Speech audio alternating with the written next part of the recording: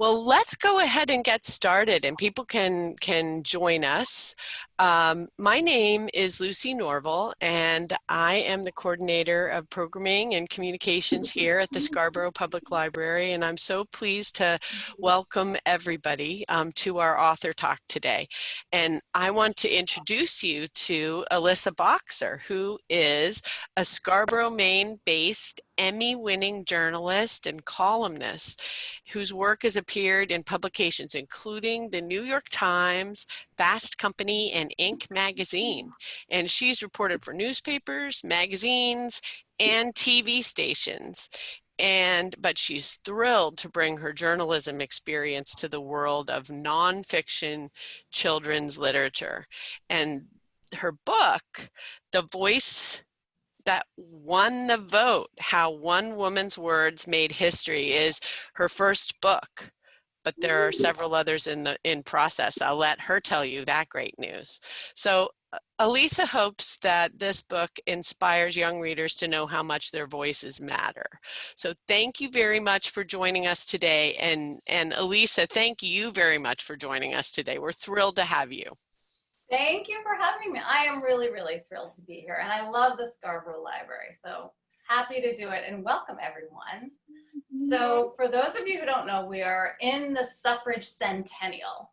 It's very exciting. That means that 100 years ago, actually next week, women were officially given the right to vote, but it almost did not happen. So this is the story of, I call her the mom who helped save suffrage, and suffrage is women's right to vote. So when I started researching this topic, I was really surprised to find out that there weren't any books about her. So it is published by Sleeping Bear Press, and it's illustrated by an amazing, amazing artist, Vivian Mildenberger, who lives in Tennessee. So I'm gonna read it to you. I'm gonna take off the jacket, which makes it easier to read. This is called a dust jacket. And this underneath is the super secret. It's called a case cover. It's the cover of the book that is underneath the jacket. So didn't she do an amazing job? And Lucy, I don't know if you noticed this, but so every book has something that's called an ISBN number, which identifies the book. And in this case, it's actually part of the suffragettes' signs. Isn't that cool? I did not notice that. That is super cool. Isn't it? I've never seen anything like that. All right, here we go. And feel free to tell me if I need to move. I want you to be able to see the pages. A vote is a voice. This is what I believe in. This is what I stand for. This is what matters to me. This is who I am. This is who I choose to lead my town, my state, my country. In 1920, women were still denied that voice. For nearly 75 years, they had organized meetings, marched in parades, carried signs, and made speeches demanding their right to vote. Say yes to suffrage, they shouted. They wore yellow roses. Yellow means yes. But they were silenced. Other voices drowned them out. And what I'm about to read to you on this page, these are actual quotes. People actually said these things about women voting. Troublemakers, female voters will surely cause chaos. Uncivilized. Women with a voice in politics? Nonsense. And this is my favorite. The only vote a woman needs is the vote to choose her husband. You believe people actually said that? But nestled in a valley on a farm in East Tennessee, one woman was determined to have a voice and a vote. Feb Byrne was known around town as smart and strong-willed. At a time when most women didn't go to college, Feb did. She graduated and became a teacher. She read newspapers, magazines, and books. She loved to learn. Feb Byrne was especially fascinated by laws and the people who made them. Every year on election day, the men who worked on her farm would head to town hall to cast their votes. And every year, Feb Byrne would watch them go. She was sick and tired of staying home, shut out of the process. So one day she sat on her front porch with some paper, a pen, and a plan. "Dear son," she began.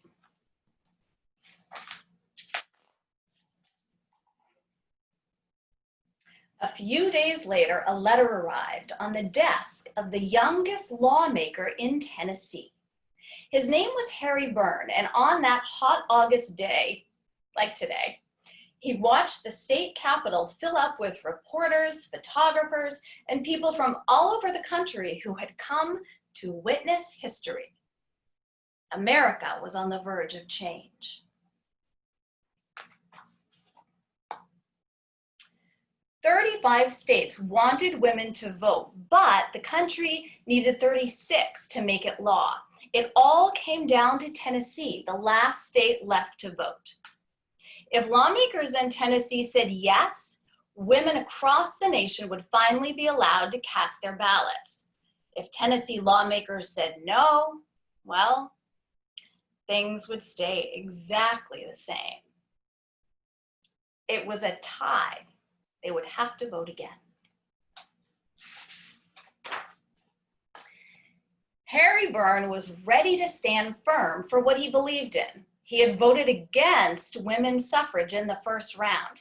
He knew that most of the people who had elected him hated the idea of women voting. Many of those people were in the audience. They knew they could count on Harry Byrne.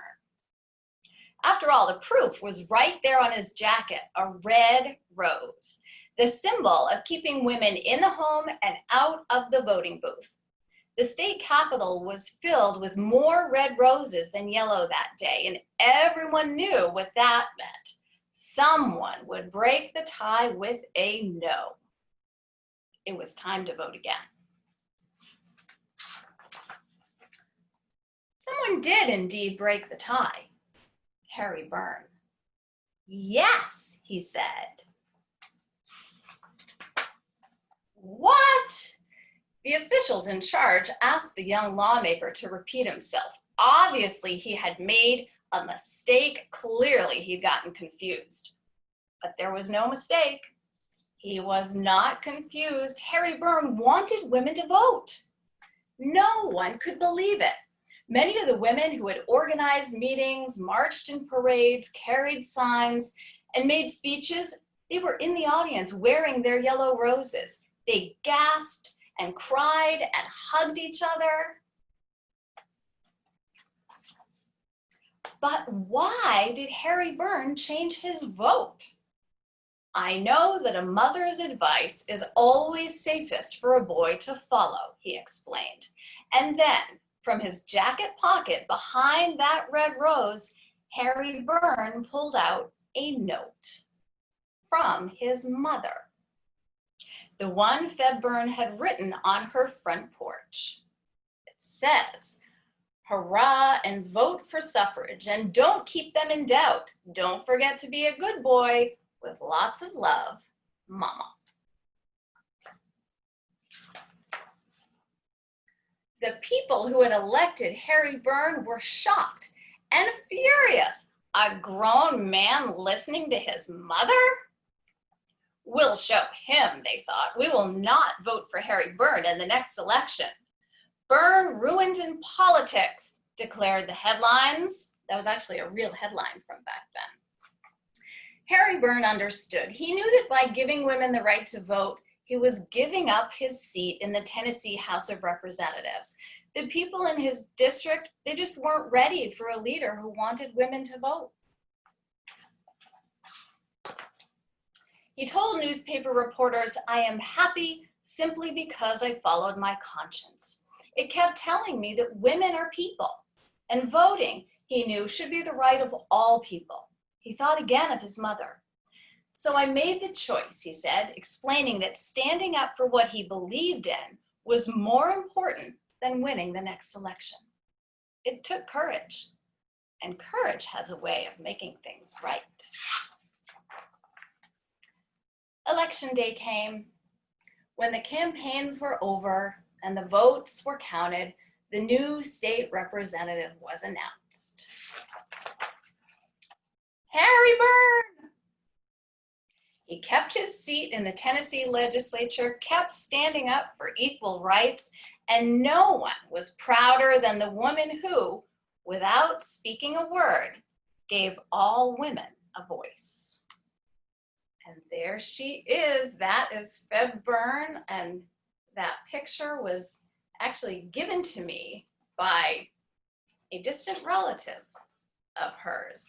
And then in the back of the book, I won't read it all, but there's an author's note from me explaining a little bit more about the book. There's also a timeline, so selected key moments leading up to the actual vote that ratified the 19th Amendment, which gave women the right to vote. So, Elisa, we have our first question from the group. We have some other questions that were submitted in advance, but the first question from the group is a really good one, and it's about the term suffrage. So where did the term suffrage come from? That's a fantastic question. I don't even know that I know the answer to that. Wow. So whoever asked that question should be an author or a journalist, and they'd clearly be far better than I. I do not know the answer to that. We can find out. Why don't you? Yeah, if you don't look it up right now, I will, and I will find out. We will find out the answer. I'm so embarrassed. I don't know the answer to that. It's a good one. Well, we'll work on finding that out. And I know you were talking about the timeline for women getting the right to vote, women winning the right to vote. And I think that it's the answer to that question is probably connected to that. But so I apologize for interrupting you when you were talking about the timeline. Please interrupt. I love the questions. Good. Well, another question that we got ahead of time is about research, because this book, because it's a nonfiction book, required you to do some research on what really happened. Yes. And maybe you were ahead of some other people in knowing how to do that research because you happen to be a journalist, a trained journalist, and journalists do a phenomenal amount of research. But can you tell us about researching this book? Absolutely. And it's so funny, and people laugh when I tell them this, but part of my research involved a Google search. It was about 3 years ago. I have a literary agent, and he let me know that in 2020, the anniversary of the 19th Amendment ratification would be coming up. So he suggested we write a book about it. And being a journalist, I've always been really drawn to the stories of the unsung heroes. So the little known figures who have made a really big difference. So this is where Google comes in. When I decided I wanted to write about an unsung hero, because I didn't want to write about, all the stuff that had been already done before. I typed into Google, little known women in the suffrage movement. And that is how I found my topic. So then after that, I actually did a lot of research, not just involving Google. I was really surprised when I did that research that there were no books about her. No books for adults, no books for kids. I mean, certainly there were books that described this last minute vote, but so I read books about really about a lot of books about women's rights and all the events leading up to this. One of the most spectacular pieces of research that I uncovered was there was a library in Tennessee, and a librarian there helped me dig up a lot of primary sources, which I'm actually going to show you one right now because I think this is so cool. So they showed me Harry Byrne's actual scrapbook. They they gave me all kinds of documents, including those headlines that ended up in the book. So this is what I want to show you. This is the actual envelope from the letter that Feb wrote to her son, Harry. Isn't that cool? I love stuff like that. Wow. This is one page of the letter. The letter was many, many pages, so we pulled out the quotes that said, hurrah and vote for suffrage and don't keep them out. So that was a really exciting piece of research for me. And actually, if you want to see this envelope, and if you want to see the full letter, if you want to read the full letter, if you go to my website, elisaboxer.com, there's a teacher's guide. So you can click on the teacher's guide, and then it will take you, it has a lot of activities for kids of various ages, but one of the links is to the actual letter. So you can see it for yourself, you can read it. So I did end up reading a lot of primary sources, historical documents. So as a journalist, like you said, Lucy, I was really used to doing a lot of research, going in depth, getting tons of information, tons of data, and then distilling it down into a story. And that whole process took a few months. That was one of my quicker processes. I have a few more books under contract, which means they're coming out in the next couple of years. One of the books actually took me about 10 years to write.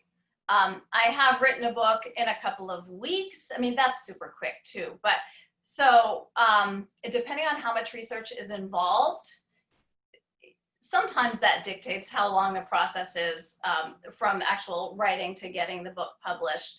But, you know, I'm someone who likes to do a lot of research. Here's an interesting fact. Here's a little secret. So a lot of the sources for this book, including really reputable online sources, called Feb Phoebe. They assumed that Feb was actually a nickname for Phoebe. So that appeared in so many places that for the first few months of the book, including when it was going through the editing process, after the publisher had bought it, her name was Phoebe. Well, her name actually wasn't Phoebe. So we almost published the book with the wrong name. I started digging and realized that there was a conflict. You know, some places are calling her Feb, some places Phoebe, but it just shows you really have to look for multiple sources to verify information, because even with something you think is going to be reputable, it's not necessarily so. That was a great question. I love the research questions. Wow. Well, we have discovered a little bit about suffrage, the term suffrage, and it means the right or privilege to vote, and it has nothing to do with suffering, which some people might guess, but this is a word that's derived from a Latin word, suffragium, which means the right or privilege to vote. So that's how it got attached to women's right or privilege to vote. Since So the it's suffrage, a Latin word. it's a Latin word. So that's the answer to that question. Well, you taught me something, and now I will know for the next person who asks me that question. My son, who is on here, is a Latin scholar, so maybe he knew that already. I just embarrassed him. No, and the actual verb in Latin means express support. So that's what somebody does when they cast a vote. They literally express support for the candidate. Yes, and that's one message that I wanted to convey. And I dedicated the book to my son, and with the message that I hope you'll always know how much your voice matters, because I really want children to be inspired to, first of all, identify what matters to them, you know, search their heart and identify what is really, really important to you. And then give voice to that, or either, you know, in writing or with your actual voice, or to find some way to amplify what is important, to show support, if you will, for something that really matters to you. And that was something that really mattered to me when I wrote this book. I kept that message in my mind because I really wanted to inspire kids to give voice and amplify those things that mean a lot to them. That's wonderful. And in the story, Feb uses what she can as her voice. She uses her writing as her voice to influence a policymaker who happened to be her son. But there's lots of ways that a person can use a voice if they don't. Exactly. And I think a big part of it is first identifying what does matter to you, and then finding ways to amplify that. But exactly, Feb showed so much courage, and the title, The Voice That Won the Vote, I chose that because it can apply to both of them. It can apply to Feb for using her voice to write the letter and express to her son what she wanted, but it can also apply to her son because he was actually literally the voice in saying yes, that gave women the right to vote. So that voice applies to both of them, and they use their voice in such different ways. And you know, you just never know when you're gonna make history by giving voice to something that is very important to you and that is in your heart. And especially, and this is so important, it's such an important piece of this, especially when the other voices around you might be saying something different. So, I mean, I remember back when I was a kid, it was really hard. It still is as an adult, right? To speak your truth when other people around you might criticize you or have a different opinion, or they might judge you. One of my favorite sayings is speak your mind even when your voice shakes. So I think it's so important, especially when it's not a popular opinion, to give voice to what matters to you. And people take a risk when the voices around them are saying something different. Yes. So Harry took a risk and assumed that he risked his whole office and the election, that people would not express their support for him the next time they voted. But he was willing to take a risk that big, and then he ended up being wrong. And the risk, and that happens, it seems like that happens a lot when people are brave enough to take a risk. So we had a question that came in ahead of time about courage, and I was so courage connected to this story. When you were working on writing this story, what did you discover about courage of the characters? Yeah, I mean, that's a great question. You know, and there are so many different ways I could answer that, but one of the things that I address in the author's note is that both of them had the courage to speak what was true for them, even though they knew it was going to be a very unpopular opinion. I mean, society at the time, so women were basically the property of their husbands and fathers, and society tried to keep women very, very small. I mean, they did not want women leaving the house. They did not want women having a say. So, I mean, that was an incredible show of courage for her. And really, I mean, just in general, for the whole women's rights movement, it's been such a struggle. It's been such an uphill battle for so long, but these women didn't give up. I mean, there were actually many women who didn't want suffrage, and that's really hard. I mean, when other women are telling you, no, you should keep quiet, you shouldn't be fighting for this, you know, your place is in the home. To speak out like that, I think is incredible and incredibly admirable. And like you said with Harry, I mean, he was pretty sure that he was going to lose the next election. So in that case, I mean, his courage, he thought that his courage was going to come at the expense of him being reelected. And so that to me is a huge deal, that he still, I mean, that's really doing the right thing. If you believe that, okay, I'm going to follow what's in my heart, but I'm going to have a really bad outcome, but it's going to be worth it. And then it's a great outcome. And that's why, I came up with the line, courage has a way of making things right, because you never know. I mean, most of the people who elected him did not want women to vote, and he still managed to get reelected. And I mean, I think there's a lesson there that, like you said, Lucy, take the risk, because you never know. You never know what can happen. You might change history like these two did. Exactly. Well, in your teacher's guide for this book, do you have some suggestions for people who want to know more about the history of women's suffrage, for instance?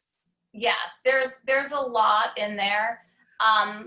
And there are a lot of activities too, I mean, covering all different aspects of this, but yes, definitely. And in the book, there's that timeline with the significant events in history. And so you can take those and then, go look up more about each one of those, because I specifically chose the ones that were fascinating to me and that seemed like extra big milestones to me, but there were so many that I couldn't include.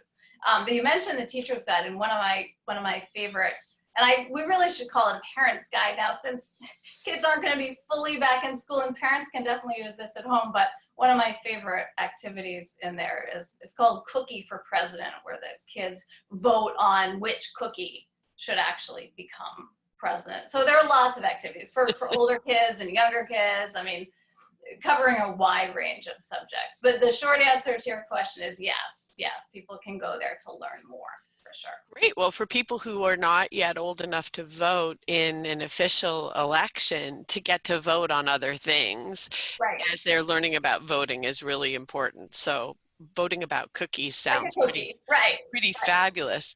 And we have a new question that's come in from the library director, Nancy Kroll, who wonders if in your research, did you find any indication that it was the new women voters who voted for Harry in the election? That's such a great question. I wonder that exact same thing. And I never was able to find the answer to that. I bet it was. I mean, and the other thing is about courage, it can sometimes bring people out of the woodwork, right? So maybe there were other people like Harry and like Feb who didn't necessarily want to be public about the fact that they wanted women to vote. I mean, that's the closest thing I could find, is that there were probably a lot of people who saw this as permission to do what they wanted to do. They just needed that extra little push. But I was wondering that same thing. Like, I bet it was. Yeah. Well, and changing the subject, we had another question early on about being an author. So you're a first-time author of a children's nonfiction book. You have some other things that are in the process now, but can you tell us a few things about what it's like to write a book for children? Sure. I mean, I was lucky in that I did have a lot of journalism training. So I was used to getting a topic and then doing a lot of research on it, and then distilling it down to its simple points to tell a story, to communicate a story and communicate a message. And that's what I love about writing nonfiction, is that it's all true. And oftentimes, I mean, what I found from the books that I'm working on now, it's so much better than anything I could even make up. I mean, it's incredible, the story arc. So, the hero's journey, the conflict, the struggle, the problem solving, and then at the end, the resolution. Like, this is all built into nonfiction. And what I really enjoy about writing for children is that We talked a little bit about this earlier, but I think a lot of children, including me as a child, they don't really know if they're significant. They're not sure how much they matter or their voices matter. And so for a child to be able to see themselves in the pages of a book and be inspired by this adult, and even though my books aren't necessarily about children, the main characters still have these qualities like courage, like risk taking. And so a child can relate and hopefully be inspired to know that they too can take that risk and show that courage. Yeah, I love writing for kids because of that. And I also think I'm a kid at heart. I mean, I'm working on a couple of books for adults, but I'm always drawn to the writing for kids. Just because kids are trying to also find out who they are. And that's such a special, vulnerable time. And I feel like I have a really wonderful role and responsibility to help them figure out who they are when they read these stories about inspirational people and they think maybe I could do something like that. Because these people, I mean, Feb and Harry, they didn't know they were going to make history. You know, she just wrote a letter. He just took a vote. They didn't know at the time what an impact they were going to have. So I'm hoping that shows kids, and this is actually a theme in some of the books that are about to come out too, that I'm writing, that the courage to take risks and to do what is in your heart, and activism and social action, and to stand up for what you believe in. So sometimes it's harder to convince adults to do those things. So that's another reason I'm hoping to get to kids with that message, because when they're younger, they might be a little more likely to actually internalize it and believe it and grow up believing it and internalizing it. Absolutely.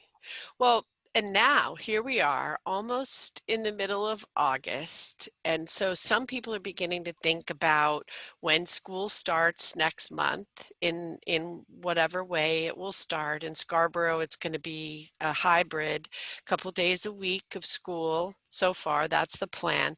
So people are going to be managing multiple projects, and you've been managing multiple writing projects, so your books. So how do you do that when you have like big deadlines, happening at the same time? This probably happens to students in middle school and high school, maybe more than in elementary school, but how do you organize it? That's another great question. Yeah, and I write today. I have 3 different deadlines going, so it's a perfect example. First of all, I make sure that I get a lot of sleep, because I have found that my productivity is about cut in half if I don't get enough sleep. So I used to think, oh, I'll just stay up late, and no, that does not work at all. So get to bed early. But then another thing I've been doing, I think it's called the Pomodoro method, but I've developed my own version of it. So you actually set a timer or your watch for either 15 minutes or 20 minutes or 25 minutes, whatever feels doable for you, and do a sprint. I call them writing sprints. Some of my colleagues who actually will do them at the same time to hold each other accountable. So I will literally set my timer.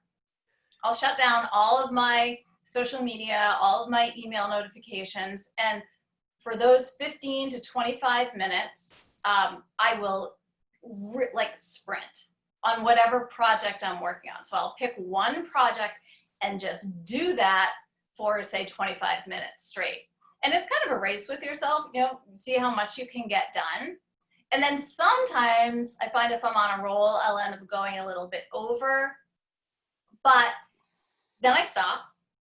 And then I'll ask myself, okay, now what needs to be worked on next? And if it's something that I have under contract, like a couple of books now that I'm under deadline for, I do have under contract. So those I bump up to the top. Those take priority. But then sometimes if I'm not on a deadline, it will be a project that I am just starting to research, or like I also have a book manuscript that I'm halfway through that I really, really want to be working on, but it seems a little overwhelming to me. And if I do, say, a 15-minute sprint, that helps me feel like I've accomplished a lot. Either, 15 minutes of straight research, or 15 minutes of editing what I've already written, or 15 minutes of writing something new. You can get a lot accomplished in like 15 to 25-minute chunks. I find if I sit down with an hour, I will get actually less done on multiple projects than if I break it down into those smaller chunks. I mean, along the same lines, I do what this life coach, Martha Beck, calls turtle steps. And things can seem really overwhelming to me sometimes. Like, and it can paralyze you. So you can feel like you just can't make any progress because there's so much to make progress on.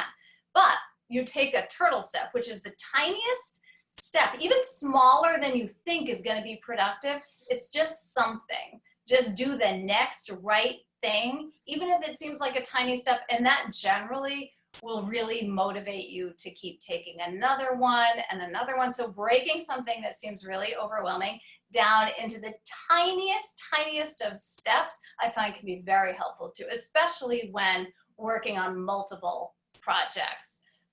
This summer is way busier with way more projects than I ever thought, and I'm grateful for that. Because the publishing industry, at first people thought I had slowed down, but it really hasn't. And so I'm grateful that I still have projects to work on. Books are still being published. They're still being bought by publishers. And that may lead into another question about process. Sometimes I get asked that, like, what was the actual process? Like, how did you sell your book? How did that happen? But I'll leave that for later. So that's the answer to the productivity question, and then juggling multiple projects. Well, thank you for introducing us to a couple of new terms too. I've never heard of a writing sprint or turtle steps, and those concepts are really valuable in terms of moving forward on a project, any kind of a project, really, especially a writing project. But and I know that publishers themselves do control a lot of things about the books that they are publishing or in the process of publishing. Have you shared or can you share what you have out there that might be published, or can you give us a little bit of information about the topics or that sort of thing? I wish I could tell you everything because I am so excited about them. I am ridiculously excited about them. They are all nonfiction picture books, so the same genre. They're all about true events in history. They're about either people or things that actually happened that are way more exciting than anything I could have made up.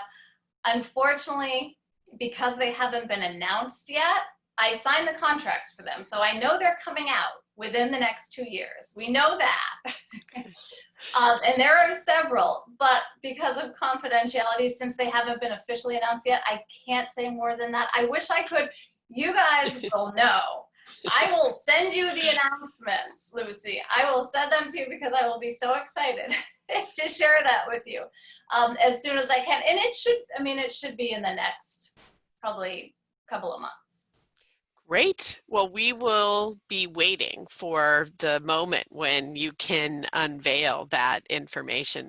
That it's exciting to have more than one contract going. And I hate to be vague. It sounds so obnoxious. I hate it when people are so vague about things. But I signed a contract, so I have to be vague. Well, and we're really here to talk about The Voice That Won the Vote, the book that is published, and it is your first nonfiction children's book. But you referred earlier to sort of how it became public, the steps along the way for this particular book. Will you tell us a little bit about how it turned into a book from an idea? Absolutely. So after I found my topic after I Googled little known women in the suffrage movement, I ran the idea by my agent. He thought it was a great idea. I did tons of research. I started writing. And then a few months later, I had a first draft.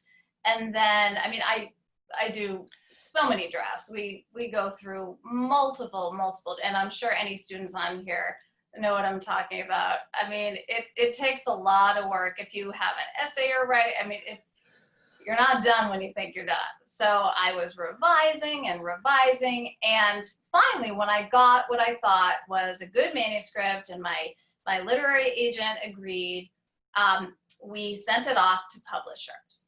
And so actually a lot of people ask me the question, did you do the illustrations? And I cannot draw at all. That's my son can. I cannot draw. So no, thank goodness I did not do the illustrations. The publisher buys the words and then they match you up with an illustrator who they think will be a perfect match for your book. So you're not, as a writer, even in charge of finding the illustrator. You're just in charge of the words, thank goodness. And then we submitted that book to several publishers. And oh, here, so I have something else to show you.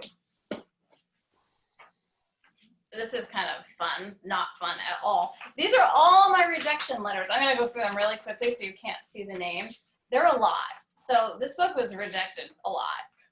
As authors, we get a lot of rejections and it's not fun, but you have to keep going. So one of my favorite rejections is, this doesn't, I'm reading this, I'm quoting her.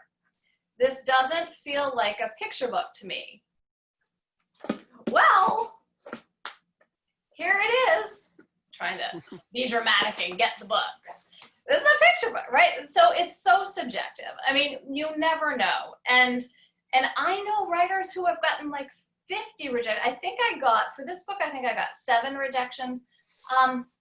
I literally know writers who've gotten 50 rejections and then sold their book. So you just have to find the right editor at the publishing house. So the way it works is each publisher has some editors and you submit your book to the editors. My agent does. He knows the editors. He thinks, okay, this editor is going to be perfect for this book.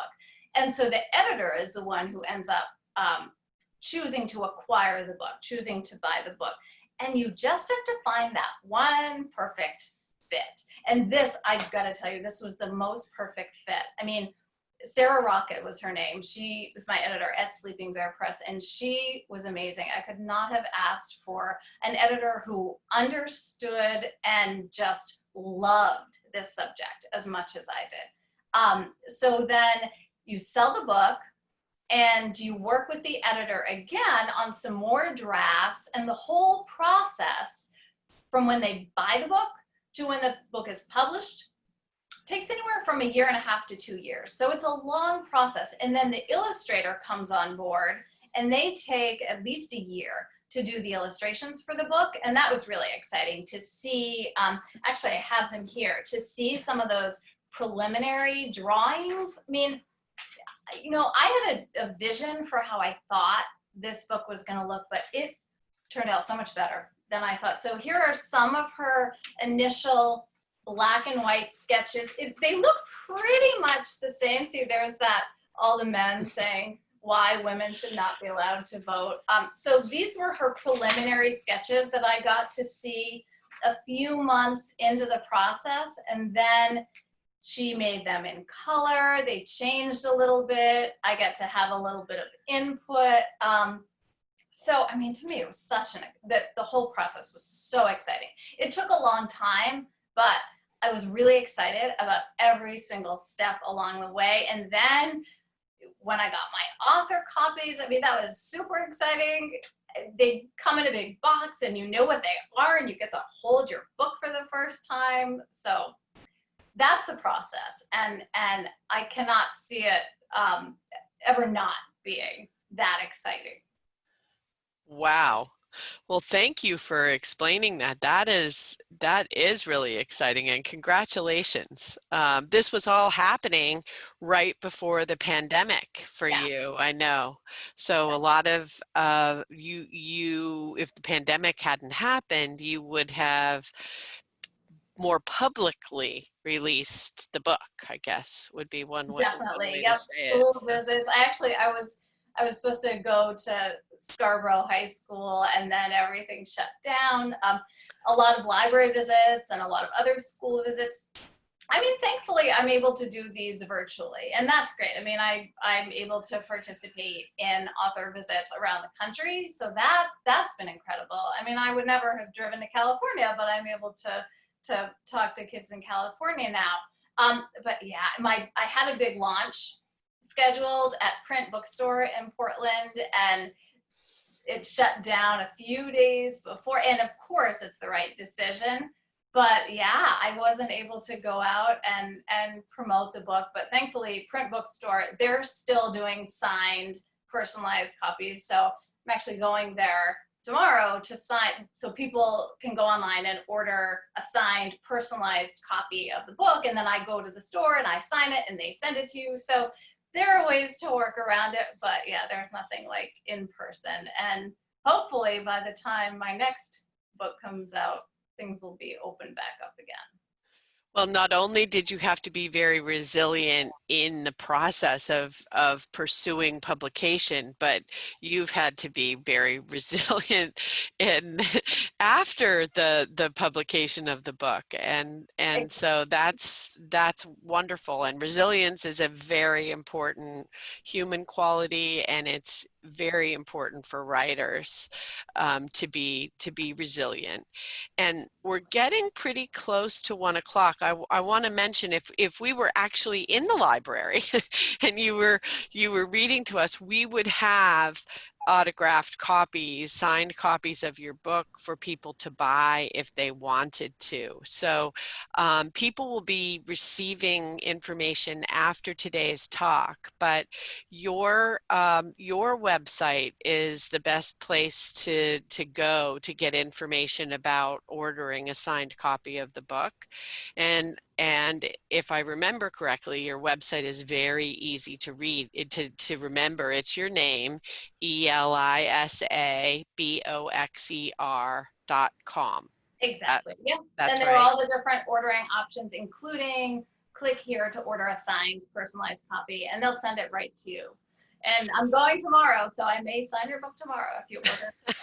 So you go into the print bookshop and you wear a mask and you use hand sanitizer and you use I do. I a do. clean Yeah. pen. They'll give me a piece of paper that someone has typed in when they order the book, dear so and so, and I'll write a little personal message. And yeah, exactly. I'm wearing a mask and they're wearing masks. The store is not open, but thankfully I can go in and sign the books and then they ship them off. So it's a great system, and I'm thrilled every time I'm able to do that. That's great. Yeah. Good. Well, I think that it's important for people to be able to get a signed copy of the book. And it's important for people to be able to get the book to read. So we have the book here in our collection in the Scarborough Public Library, and many other libraries have it too, so that if our copy happens to be out, people can go on to the Minerva catalog and they can request it. It'll come to us from another library. Right now here at the Scarborough Public Library, people can come inside and browse the collection, and they do. But we are also delivering books curbside. People can get books curbside. And I know we're very excited, Elisa, for you to come into the library. We know you're going to bring us some bookmarks, and kids in our youth room are always very excited about bookmarks. So we will be passing out bookmarks for your book. People will be able to see a recording of this today, but we will continue to celebrate the fact that you have written this book. And lots of kids are coming in now to the library because in our youth summer reading program, we've gotten to the point where it's time to get a free book. And Right. so kids are coming in with parents to borrow books from the collection and also to select a free book. And so they can pick up one of your bookmarks and use that in the books that they're borrowing or in the books that are their own. Right. So there are many ways for people to have a chance to read your book. And for the teachers who might be seeing this author chat or the recording of this author chat, it's important to know that there is a teacher's guide and it's also a parent's guide, but there are lots of activities that are connected to this subject that are really fun and interesting and so timely as we are in an election season in our country right now. So we're going to send out a message on social media on the 18th to celebrate women's suffrage and also to remind people about this great book that they can borrow. I'm curious if there are any other questions. I think that I've asked all the questions that I've been sent for you.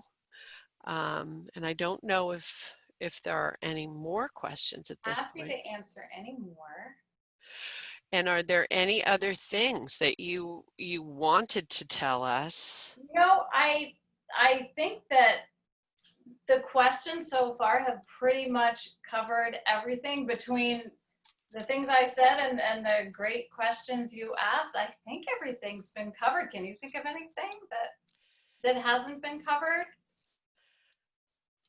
I can't, but one of the things that I thought was so exciting was were the historical documents that Yeah. you held up, the actual postcard that Feb sent. So is that on loan to you from? No, I know. Isn't that just the best thing? I mean, I just, I love looking at it and like that, the stamp. I mean, the whole thing. So what I did when the library in Tennessee directed me toward these documents, and again, I couldn't believe it. It was from Harry Burns' personal scrapbook. So he had saved all this stuff.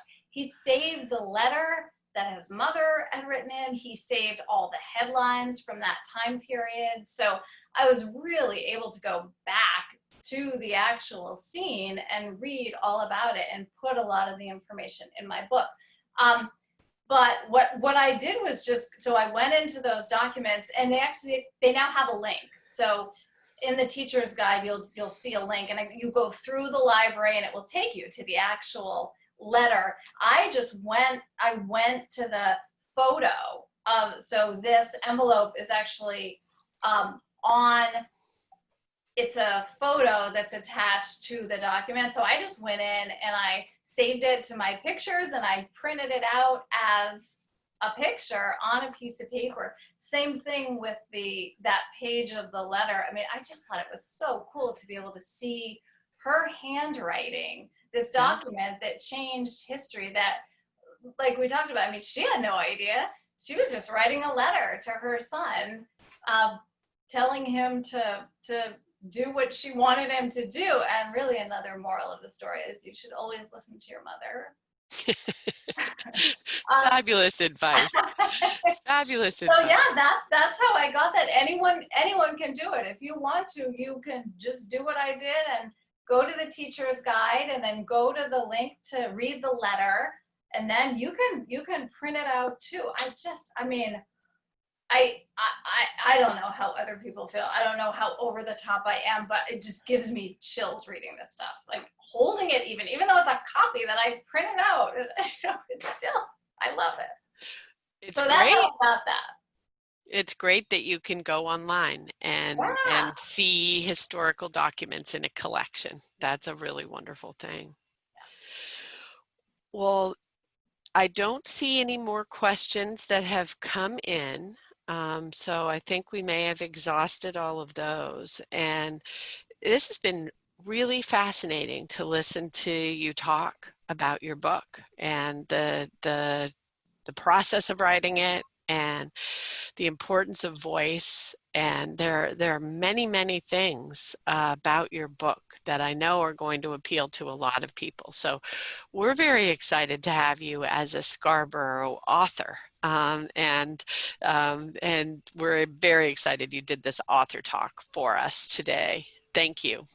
Well, I am super excited to be here with you, and it was my pleasure. And I love that you're reaching out to the community in these ways. So I'm super happy to be a part of it. And anytime, I can't wait to come in person and do talks for my next books.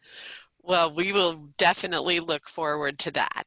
Definitely. And in the meantime, we'll be happy to use your bookmarks. Yes, So my son and we'll I will bring them by in the next couple of days. Yep, bookmarks, stickers. I think there are a few pencils in there. A lot of excellent. swag. Swag. Good. Well, we'll be delighted to have the swag and delighted to welcome people in to take it home with them. So thank you very much. Thank you, and thank you everyone who joined. Bye, everybody. Bye bye.